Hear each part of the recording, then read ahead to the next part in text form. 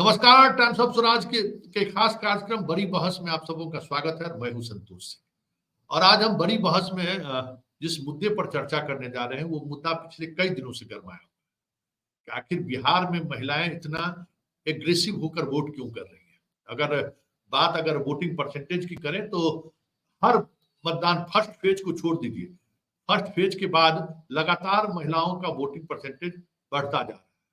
इसकी क्या वजह है, या फिर उस महिला वोटर का कोई इंडिपेंडेंट निर्णय भी हो रहा है, या जो पति जिस पार्टी में है उसी पार्टी को वो वोट कर रही है। इन तमाम मसलों पर हम जानने के लिए हम सीधे जुड़ेंगे स्वीटी तिवारी जी से, जो बीबीसी की करस्पॉन्डेंट भी हैं और खास करके बिहार की महिलाओं पर और महिलाओं से जुड़ी हुई समस्याओं पर और महिलाओं का सशक्तिकरण पर लगातार ये रिपोर्टिंग करती रही है। पिछले दशकों से ये लगातार रिपोर्टिंग करती रही है और चुनाव के दौरान ये समझिए कि औरंगाबाद से लेके और जहानाबाद तक अभी लगातार ये घूम रही है।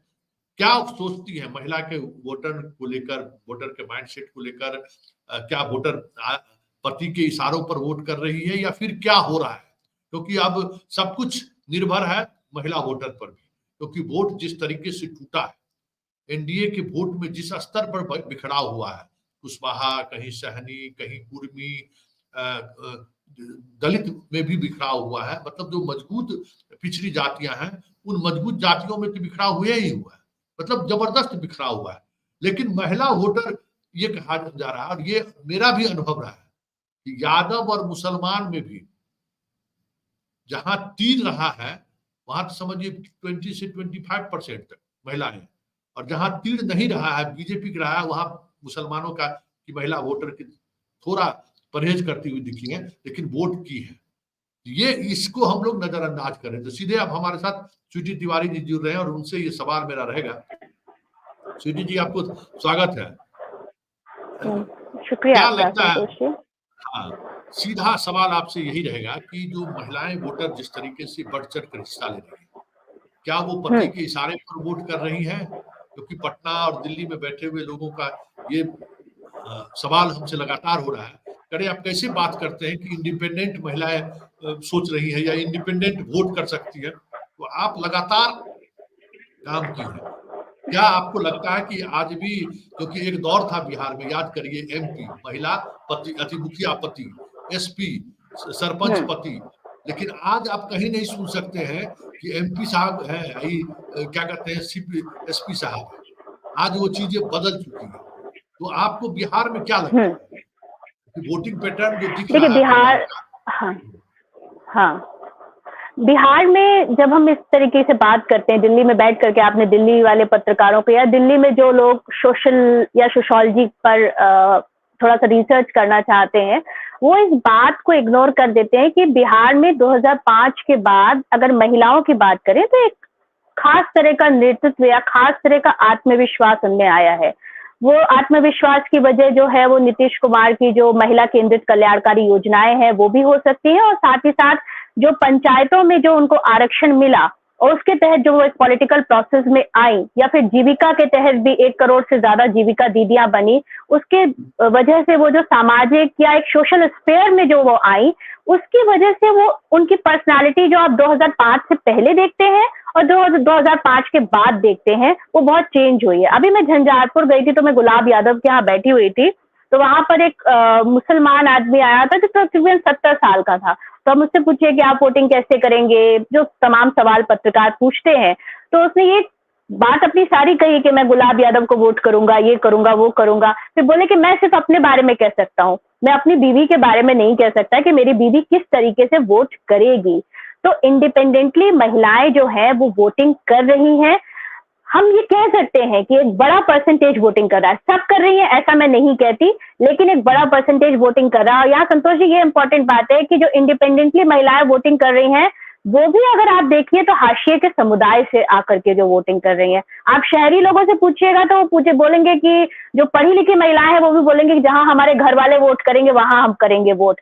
लेकिन जब आप हाशिए की महिलाओं की बात करेंगे तो उनकी एक अलग अपनी पर्सनालिटी विकसित हो रही है और एक उनकी अलग से है, वो जानती है कि हमको किसको वोट करना है, किसने हमारे जीवन में ज्यादा आराम लाया, कौन हमारे जो हमको केंद्रित करके योजनाएं चला रहा है, तो वो अलग तरीके से वोटिंग करती हैं। तो ये समझना होगा कि बिहार की महिलाएं जो हैं वो, उनको आप बहुत ही वैसे पर्दे में या बहुत ही उनकी कोई सोच नहीं है, ऐसा आप उनको नहीं कंसिडर कर सकते, बल्कि आपको उनको कंसिडर करना होगा कि वो भी सोच रही हैं और अपनी सोच के हिसाब से वोट कर रही हैं।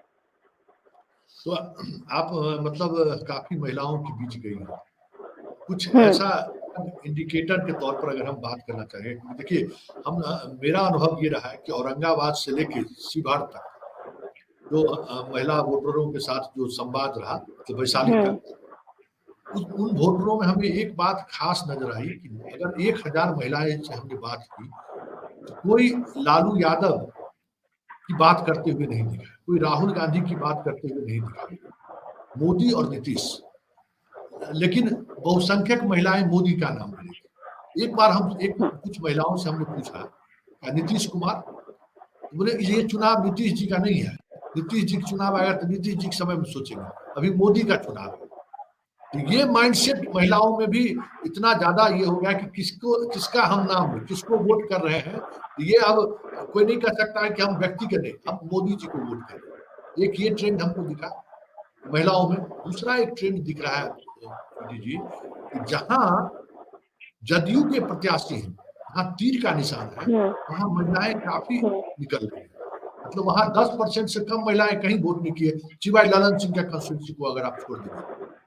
मतलब और जहां, अच्छा एक चीज और है कि जहां जहां क्लोज फाइट हम मानते हैं, जैसे हम लोग भागलपुर को मानते हैं, बांका को मानते हैं, कटिहार को मानते हैं, किशनगंज को मानते हैं, बेगूसराय है, हाँ, वहाँ वोटिंग परसेंटेज महिलाओं का 10+ नहीं है, वहाँ महिलाएं भी कम वोट करने के लिए निकली है। इसकी क्या वजह है, क्या लगता है आपको? देखिए, आप जो पहली बात कह रहे हैं कि जब हम महिलाओं से बात करते हैं तो आखिर उनका क्या क्या कहना होता है, तो एक लाभार्थी योजना जिसकी बात पूरे लोकसभा इलेक्शंस में होती रही, वो लाभार्थी योजना आपको ग्राउंड पर भी दिखाई देती है। जैसे मैं मुकेश सहनी के गांव गई थी, तो वो सहनी इन्फ्लुएंस का गांव है, आप जानते हैं कि निषाद वोटिंग कितनी इंपॉर्टेंट है, और यही वजह है कि तेजस्वी यादव मुकेश सहनी को अपने साथ लेकर के पूरे इलेक्शन भर में घूमते रहे।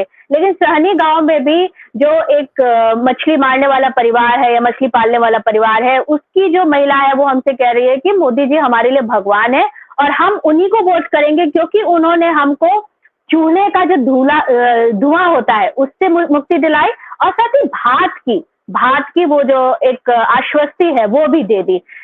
ये आप देखिए कि जो पूरा हिंदू मैथोलॉजी है उसमें अन्नपूर्णा की बहुत ज्यादा बात होती है। अन्नपूर्णा यानी पूरे घर को खिलाने पिलाने वाली औरत। तो ये जो चिंता महिलाओं की रहती थी कि वो अपने पूरे घर को कैसे खिलाए पिलाएंगी, ये सरकार ने जो अनाज दे करके उसको हल किया है।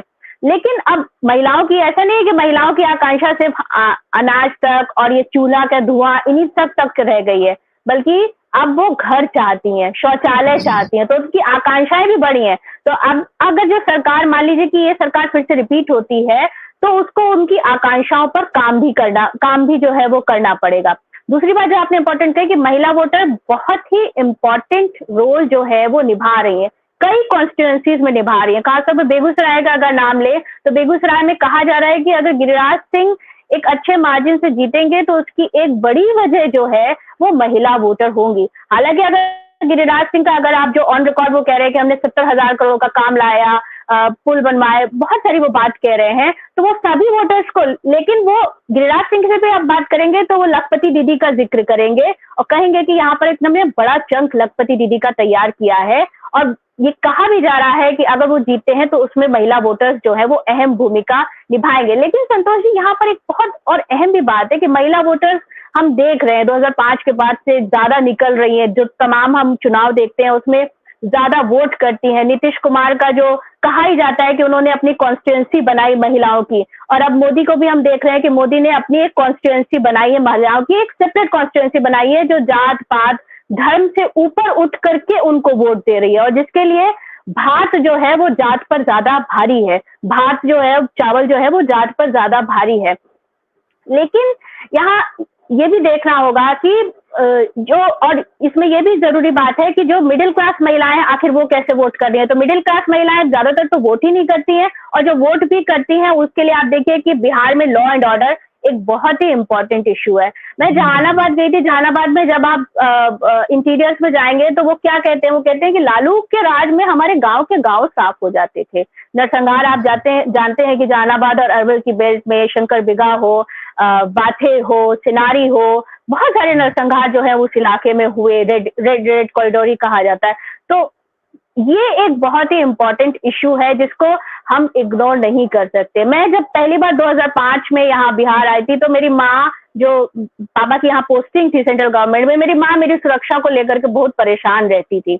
लेकिन मेरी जैसी तमाम महिलाओं ने काम करना शुरू किया। ये सही बात है कि वो इंटीरियर इलाकों में नहीं जाती, लेकिन अब वो सुरक्षित होकर के काम कर लेती। मैं 11 बजे भी घर आती हूँ तो वो सुरक्षा फील करती हूँ। तो लॉ एंड ऑर्डर बिहार में एक बहुत ही इंपॉर्टेंट इशू है। तेजस्वी यादव नौकरी का भरोसा दे रहे हैं या तमाम जो प्रोग्रेसिव बातें कर रहे हैं, स्वास्थ्य, दवाई, सिंचाई, इन सब पे बात कर रहे हैं, लेकिन लॉ एंड ऑर्डर अभी भी महिलाओं के दिल के करीब का इशू है जिसको वो इम्पोर्टेंट मानती हैं। आप अगर देख लें कि इंटीरियर इलाकों में भी यूपी से आई लड़कियां जो है वो काम कर रही हैं। अभी हमें सुबह एक बात हो रही थी, वो खगड़िया में एक लड़की है जो लखनऊ के बगल के सीतापुर से आई है। खगड़िया आप जानते हैं कितना डिफिकल्ट इलाका है, लेकिन वहां वो आकर के काम कर रही है। लॉ एंड ऑर्डर एक बड़ा भरोसा है जिस पर ये महिलाएं जो है वो काम करने अपने अपने घरों से बाहर निकली हो, चाहे वो बिहार की हो, यूपी की हो, यही सेंटर होकर के काम कर रही हैं। तो ये बहुत इंपॉर्टेंट इश्यूज है।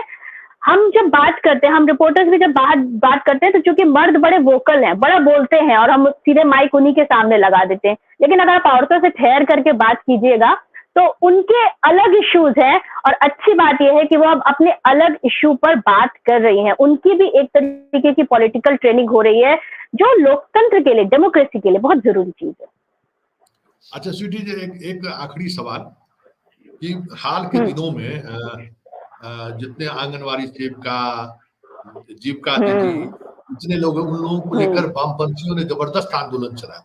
पटना की सड़कों पर जबरदस्त लाठी चार्ज हुआ, बहुत हंगामा हुआ, लेकिन कहीं हमें ये नहीं दिखा कि आप उसको वोट में या उनके उन समस्याओं को आप वोट में तब्दील करें। इसकी कोशिश करते हुए, यह हो सकता है कि कोशिश को कर भी रहे हैं, लेकिन नतीजा भाकपा माले जैसे कह सकते हैं कि पार्टी जिनके नेतृत्व में लड़ाई लड़ी जा रही थी, आंगनबाड़ी सेविका, जीविका दीदी, या जितनी इस तरीके की महिलाएं हैं, उनको विधान पार्षद वो बना दी और वो विधान पार्षद बनी भी, लेकिन वोट में वो जो आंदोलन का जो तेवर था, जिस तरीके से उनके समर्थन में लोग निकल रहे थे, महिलाएं निकल रही थी, मतलब जमीन पर वो चीजें दिखने को नहीं मिला। इसकी क्या वजह है? देखिए, हम सही आपने बिल्कुल बोला। अभी हम आशा कार्यकर्ताओं का बहुत बड़ा आंदोलन हुआ था और इतना लाल झंडा देख करके लगता था कि मतलब लगता था कि भाकपा माले उस आंदोलन को लीड कर रहा था, साथ ही साथ सीपीआई उस आंदोलन को लीड कर रहा था। उसका एक प्रमुख चेहरा जो थी वो शशि यादव थी, जिनका आपने जिक्र किया, विधान पार्षद।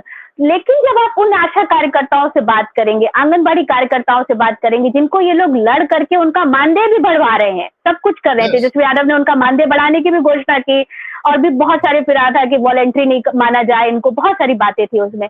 लेकिन जब आप उन आशा कार्यकर्ताओं से बात करेंगी तो वो मोदी का ही नाम लेंगे। वो जो एक उनकी पॉलिटिकल कंडीशनिंग है, उसको ये लोग अपने संघर्ष की बदौलत भी नहीं तोड़ पा रहे हैं। या आप बोलिए कि एक जो पॉलिटिकल ट्रेनिंग होती थी, क्लासेस होती थी जिसको हम मार्क्सिस्ट क्लासेस कहते थे, वो इसको नहीं तोड़ पा रहे हैं। तो ये एक है कि ये जो हमको लाल झंडा इतना ज्यादा दिखाई देता है, आंगनबाड़ी, आशा कार्यकर्ता, एमडीएम के आंदोलन में इतना ज्यादा लाल झंडा दिखाई देता है, बल्कि पटना में तो all India street workers union का एक बड़ा कॉन्फ्रेंस जो है वो भाकपा माले ने आयोजित किया था, जिसमें ये सब लोग जो है वो शामिल थे और देश भर से लोग आए थे। लेकिन वो वोट में कन्वर्ट हो पाएगा कि नहीं हो पाएगा, ये अहम सवाल है। और वो वोट में कन्वर्ट होता नहीं दिखाई देता है, क्योंकि उस तरीके से इन लोगों की पॉलिटिकल ट्रेनिंग नहीं होती है जिस तरीके से अगर आप बीजेपी को देखें, संघ को देखें, तो वो उनका जो मॉड्यूल है कि वो लोगों के लिए काम भी अगर कर रहे हैं तो उनको साथ ही साथ अपनी पॉलिटिक्स से भी जोड़ रहे हैं। इसमें जो है ये लोग लैक करते हैं, जो मुझे समझ में आता है। दूसरा, संतोष जी, अभी हम कह रहे थे, मेरे दिमाग से उतर गया, कैंडिडेट्स हम ये देख रहे हैं कि महिलाएं जो है वो बहुत ज्यादा तादाद में आ रही हैं वोटिंग करने के लिए। मतलब है कि उनकी एक पॉलिटिकल ट्रेनिंग हो रही है, वो समझ रही है कि उनको किसको वोट करना है, उनके मुद्दे क्या हैं और उनका अपना पक्ष क्या है। लेकिन जब आप कैंडिडेट को देखिएगा, महिला कैंडिडेट्स को देखिएगा, तो आपको बड़ी निराशा होगी। जैसे मैं अभी एक महिला कैंडिडेट के पास गई थी थोड़े दिनों पहले, तो उनका इलेक्शन था और 4-5 दिन पहले ही मैं जब गई उनके घर में, तो बहुत महत्वपूर्ण पार्टी की कैंडिडेट थी, मैं नाम नहीं लेना चाहूंगी, लेकिन वो अपनी कॉलेज की किसी दोस्त से बात कर रही थी कि मैं अब इलेक्शन लड़ रही हूँ, मेरे 2 बच्चे हैं और दोनों बच्चे जो है, हम ऐसा कभी किसी मर्द कैंडिडेट से उम्मीद नहीं करते कि वो इस तरीके से बात कर रहा होगा कि मेरे 2 बच्चे हैं, हॉस्टल में रहता है, एक लड़का एक लड़की है। ये सब हम मतलब ये देखते हैं कि अगर उनका मतलब 5 दिन बाद आपका इलेक्शन है और आप इस तरीके से बात कर रहे हैं। इसी तरीके से हम एक और दूसरे कैंडिडेट के पास गए जिनको उनके पति की वजह से वोट में, अब उनके पति ने कहा कि हम बात नहीं, हमारी मिसेज बात नहीं कर पाएंगे, आप जो है हमसे बात कर लीजिए। तो ये है कैंडिडेट भी किस तरीके से खड़ा कर रहे हैं। नीतीश कुमार हो, आरजेडी हो, कुछ भी हो, जो माई बाप कह कर कह रहे हैं कि हम महिला को भी आगे लाना चाहते हैं, लेकिन वो ट्रेनिंग में अपनी जो कैंडिडेट्स है उस पर कितना काम कर रहा है, ये जरूरी बात है। आप इन पार्टियों की जो महिला लोग हैं, जो कार्यकर्ता है, जब आप उनसे बात करेंगे तो उनमें खासी निराशा होती है, क्योंकि बोलते हैं कि बाहर से आ करके, ये भी एक तरीके की हेलीकॉप्टर कैंडिडेट ही होती है कि 2 दिन पहले पार्टी ज्वाइन की और उसके बाद टिकट मिल गया। शादी के बाद आपको याद ही है, हमारे दर्शकों को क्या बताना कि एक कैंडिडेट ने शादी भी कर ली। हालांकि वो कैंडिडेट से जब आप बात कीजिएगा तो लगेगा कि नहीं, वो समझदार थोड़ी कैंडिडेट है, उनको समझ में आती है बातें, लेकिन जो महिलाएं स्ट्रगल कर रही है, मतलब वो पॉलिटिक्स में आना चाहती हैं, जो महिलाएं स्ट्रगल कर रही हैं, उनको आप कितना टिकट दे रहे हैं, ये अहम बात है। अभी हमने एक पत्रकार से बात की थी, पुराने पत्रकार हैं, तो उन्होंने कहा कि तो महिला कैंडिडेट को हम घर जाकर के बुला रहे हैं, महिला कार्यकर्ता को हम घर जाकर बुला रहे हैं, वो आ रही है। मतलब महिला कार्यकर्ता जो स्ट्रगल कर रही है, उसकी इज्जत भी बिहार के जो फ्यूडल समाज है उसमें ना तो पार्टी कर रही है और ना ही पत्रकार कर रहे हैं, मेल पत्रकार कर रहे हैं। तो कैंडिडेट का सिलेक्शन भी एक बहुत ही इंपॉर्टेंट बात है जिस पर बात होनी चाहिए। आप जो MP SP की बात कर रहे हैं, महिला पति सरपंच पति की बात कर रहे हैं, वो इसीलिए होता है क्योंकि कैंडिडेट का सिलेक्शन जो होता है, महिला कैंडिडेट्स का सिलेक्शन जो होता है, वो ठीक नहीं होता है, मतलब वो कायदे से नहीं होता। और आप जानते ही हैं कि बिहार में जब आप ग्राउंड पे जाइएगा तो इंटरकास्ट मैरिजेस बढ़ रही है। क्यों बढ़ रही है? क्योंकि एक सीट जो किसी खास जाति के लिए रिजर्व हो गई, तो उस जाति की लड़की से शादी करके उसको कर ले। और ये बात अब हमको लोकसभा में भी दिखाई दे रही है। आप जानते हैं कि वहां पर जाति का सवाल जो है वो दिख रहा है कि कोई यादव है, रविदास है, ये सब बहुत सारे सवाल हैं जो आप समझ ही रहे हैं। इस बार तो देखने को मिला जमुई में और समस्तीपुर में। हाँ, ये मतलब जो आप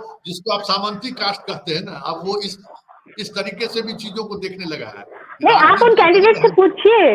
नहीं, आप तेजस्वी यादव से जब सवाल किया गया उनकी मिसेस के लिए, तो उन्होंने कहा कि वो यादव लगाएंगी, यादव और क्या, वो उनका जवाब था, यादव लगाएंगे, टाइटल उनका यादव होगा और क्या। और जब मैंने फेसबुक पे बात लिखी कि आप जब एक प्रोग्रेसिव समाज की बात करते हैं तो लड़की को अपना टाइटल कैरी करने का अधिकार है, तो लेकिन वही पार्टी एक ऐसी कैंडिडेट के लिए मतलब बहुत खुली है, ओपन है, जो अपना टाइटल नहीं चेंज करी बल्कि अपने टाइटल के लिए फ्लेक्सिबल है। जब हमने उनसे कहा तो उन्होंने कहा कि संविधान में हमको ये करने का अधिकार है। बिल्कुल अधिकार है। मैं भी सीटू तिवारी लिखती हूँ, मेरा तिवारी टाइटल मायके से है, तो मैं लिखती हूँ, बिल्कुल मेरा अधिकार है। लेकिन टाइटल को भी आप कैसे अपने लिए इस्तेमाल कर रहे हैं, उसके भी कितने कॉम्प्लेक्सेस हैं, वो बहुत जरूरी बात है। जी, ससुराल में तो आप टाइटल नहीं बदल दी।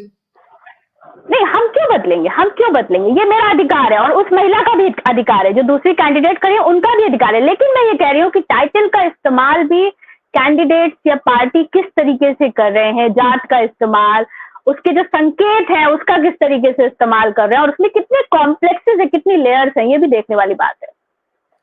क्या आपको लगता है कि इस बार भी जिन निकलेगा?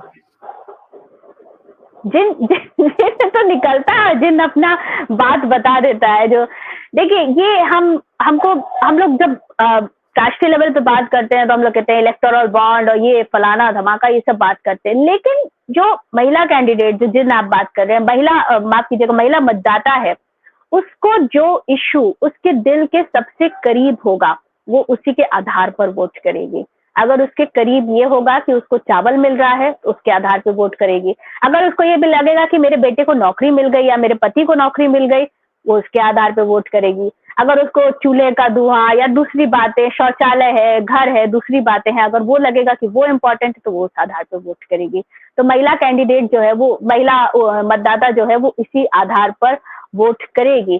साफ तौर पे हम सभी जानते हैं कि वो प्रिडिक्शंस आ रहे हैं कि पहले जैसा तो रिजल्ट रहेगा नहीं, रिजल्ट में कुछ तब्दीलियां तो होंगी ही, लेकिन ये भी देखने वाली बात होगी जब रिजल्ट आ जाएगा कि महिला कैंडिडेट्स ने वोट कैसे किया। और जो हम लोग लगातार घूम रहे हैं उसमें ये बात समझ में आ रही है कि महिला कैंडिडेट्स, महिला मतदाता, माफ कीजिएगा, महिला मतदाता जो है वो लाभार्थी योजना से बहुत इन्फ्लुएंस होकर के वोट कर रही है। यहाँ पे संतोष ये भी देखना होगा कि वोटिंग करने निकल कौन रहे हैं। तो वोटिंग करने आप जानते हैं कि कौन लोग निकल रहे हैं, गरीब लोग निकल रहे हैं। यहाँ पर बस थोड़ी सी बात जोड़ दे कि हम कटिहार गए थे। कटिहार में लोकसभा में 2019 की लोकसभा में कटिहार में सबसे ज्यादा वोटिंग महिलाओं ने की थी। तो हम उनसे पूछे कि आप लोग कैसे वोट करते हैं, क्यों वोट करते हैं? तो बोलते हैं कि अगर हम वोट नहीं करेंगे तो हमको चापाकल नहीं मिलेगा, लाल कार्ड नहीं मिलेगा, राशन नहीं मिलेगा। तो वोटिंग को लेकर भी अलग अलग जो है वो उनको लगता है कि अगर वो वोट नहीं करेंगे तो उनको सरकार की सारी ये जो योजनाएं हैं, आयुष्मान कार्ड है, आदि आदि, ये सब नहीं मिलेगा। वोटर्स जो है वो बिकते हैं। हमने एक महिला से पूछा कितने, मतलब बोली कि जो 200 रुपए दे देगा वोट करेंगे। कितने वोट करते हो? 200 रुपए में, 200 रुपए में, इस तरीके से बोली। तो मुझको अब लगने लगा है इतना घूमते हुए कि बहुत जरूरी है कि वोटर्स के बीच में, इलेक्शन कमीशन की जिम्मेदारी है कि वोटर्स के बीच में एक जागरूकता अभियान चलाया जाए कि वोट क्यों जरूरी है। वोट को जब आप कंसिडर करें तो क्यों करें। वोट अगर आप नहीं करेंगे तो ऐसा नहीं है कि आपका कोई आपका जो अधिकार है या जो आपको राइट्स मिलने वाले हैं वो मिट जाएंगे। शहरी मतदाता ये बात समझता है, इसलिए एसी में बैठा रहता है, वोटिंग नहीं करता, नोटा दबाने भी बाहर नहीं निकलता है। उसको अगर लगे कि कोई कैंडिडेट अच्छा नहीं है तो नोटा दबाने भी बाहर निकले तो वो भी नहीं करेगा। लेकिन ग्रामीण मतदाता आप देखिए कि लगता है, लाइन में लगता है। तो ऐसा नहीं है कि उसको बहुत ज्यादा इन लोगों पर भरोसा है। आप जानते हैं कि जब गेहूं की कटने की फसल हम सब जगह गए तो किसी पूछते थे कि क्या है आपके यहाँ के कौन कैंडिडेट है, बोला हमें हमको कुछ नहीं मालूम है कौन कैंडिडेट है, किसी को कुछ नहीं मालूम है। चुनाव बस रातों रात लोग आएंगे और आपको बता देंगे। यहाँ पर एक बहुत जरूरी बात यह भी कि पहले आप देखते थे कि पर्चे छपते थे, दीवार लेखन होता था, वो सब जो खत्म किया है उसका असर जो है वो चुनाव में, और चुनाव में जो एक मानसिक तौर पर सक्रिय जो भागीदारी जो निचले स्तर पर, हाशिए पर के वोटर्स की होती थी, वो जो है वो खत्म होती जा रही है। इसलिए चुनाव के जो सस्ते तरीके हैं लड़ने के, उस पर भी इन लोग को ध्यान देना चाहिए। चलिए, बहुत बहुत धन्यवाद। शुक्रिया आपका इतना वक्त देने के लिए। नहीं, ठीक है, धन्यवाद। तो ये हमारे साथ स्वीटी तिवारी थी। अब चीजों को आप समझ गए होंगे कि आखिर बिहार में हो क्या रहा है। जिन सवालों को लेकर लगातार हम कह रहे हैं कि चीजें बदल रही हैं। आप महिला वोटर को ये मत समझिए कि वो अपने पति के अनुसार वोट करने आ रही है। अब महिला वोटर इंडिपेंडेंटली चीजों को सोच रहे हैं। और स्वीटी तिवारी ने क्या कहा, लॉ एंड ऑर्डर एक बड़ी बात है। हर माँ, हर पत्नी, हर भाई ये चाहता है, बहन चाहती है कि जब मेरा भाई, पति, पिता घर के बाहर निकले हैं तो वो सुरक्षित जाए और सुरक्षित आए। हर माँ चाहती है कि उनकी बेटी बाहर पढ़ने के लिए जा रही है तो वो सुरक्षित घर से बाहर निकल रही है तो सुरक्षित घर के अंदर भी लौटे। बिहार में आज भी लॉ एंड ऑर्डर एक बड़ा इशू है। इसके अलावा जितनी लाभकारी योजनाएं हैं उसको लेकर महिलाओं का एक अलग सोच है, एक अलग तरीके से वो सोचती भी है, और उसी का असर है इतनी बड़ी भागीदारी महिलाओं का हो रहा है। और जो लोग सोचते हैं कि महिलाओं की भागीदारी बढ़ने का ये मतलब नहीं है कि महिला वोटर नीतीश या मोदी के साथ जा रहे हैं, ये मैं भी दावे के साथ नहीं कह सकता हूँ, लेकिन इतना जरूर कह सकता हूँ कि महिला वोटर जिस तरीके से बढ़ चढ़ कर हिस्सा ले रही है और उनके अंदर जो प्यार झलक रहा है वो प्यार ईवीएम में तब्दील हो गया, तो फिर कह देते हैं कि बिहार में 2019 दोहरा जाए तो कोई बड़ी बात नहीं।